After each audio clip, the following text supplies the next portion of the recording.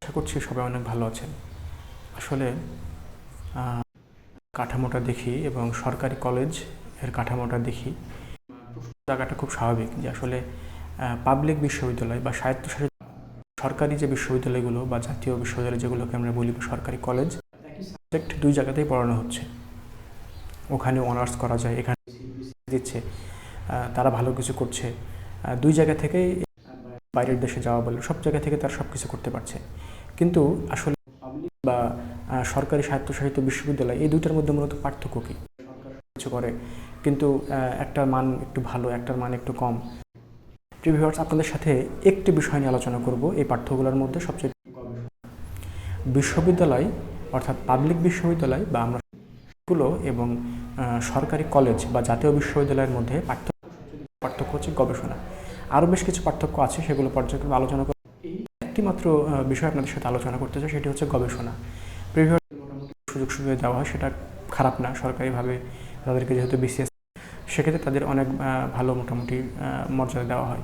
Public বিশ্ববিদ্যালয়ে যারা হচ্ছে যে শিক্ষক হন, তাদেরকেও বেশ ভালো সুযোগ সুবিধা হয়, সুযোগ সুবিধা দেওয়া হয় তাদের ক্লাস নেওয়ার ক্ষেত্রে। তাদের সুযোগ সুবিধা মূলত তাদেরকে কেন বেশি দেওয়া হয় এবং তাদের ক্ষমতা দেওয়া হয়েছে অনেক বেশি। তারা কেউ নাক গলার মতো বা হস্তক্ষেপ করার মতো কিছু নাই, কেউ নেই।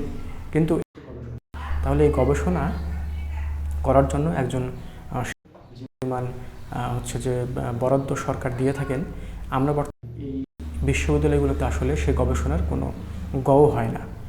গবেষণার জন্য যে ফান্ড দেওয়া হয়েছে বিশ্ববিদ্যালয়কে, সেই গবেষণা ফান্ড আবার সরকারি দপ্তরে ফেরত গেছে, এরকমও ঘটনা ঘটেছে। তার মানে এখানে গবেষণা, যদি বিশ্ববিদ্যালয়গুলোর দিকে তাকাই তাহলে দেখবো যে তারা মূলত গবেষণা কেন্দ্রিক বিভিন্ন টপিক নিয়ে তারা গবেষণা করছেন, করে তারা বিশ্বের কাজকে মাথা উঁচু করে তাদের বিশ্ববিদ্যালয় সে সকল বিশ্ববিদ্যালয়ে যারা হচ্ছে শিক্ষকতা করছেন, তারাও মূলত তাদের দেশের বিশ্ববিদ্যালয়গুলো হয়ে গেছে কি দলদাস, দলবাজি, পাঁচাটা গোলা দিয়ে বিশ্ববিদ্যালয়গুলোর অবস্থা 12টা থেকে 13টা বাজিয়ে দিচ্ছে। প্রিভিউ তাদের সাথে এর আগে একটা ভিডিওতে শেয়ার করেছিলাম যে যেন শিক্ষক, তো হচ্ছে যে এটা আরেকটি বিষয় যে প্রকৃত উদ্দেশ্যটা হলো সেখানে এখন আমাদের ছাত্রছাত্রীরা ভর্তি হচ্ছেন, মানে ভর্তি হওয়ার মতো একটা অবস্থা হয়ে গেছে আর কি। তো বের হলে শিক্ষার্থীরা তাদের সম্মানজনক চাকরি, তাদের নিজ নিজ পেশায় তারা সুনামের সাথে কাজ করার কথা ছিল, সেই সকল বিশ্ববিদ্যালয় যে কী বলবো এটাকে বেকার ঘুরে বেড়াচ্ছেন। তো এখানে আসলে শিক্ষকদের যেমন দায়বদ্ধতা আছে, এখানে যারা নীতি নির্ধারণী আছেন তাদেরও একটি বিশাল দায়বদ্ধতা।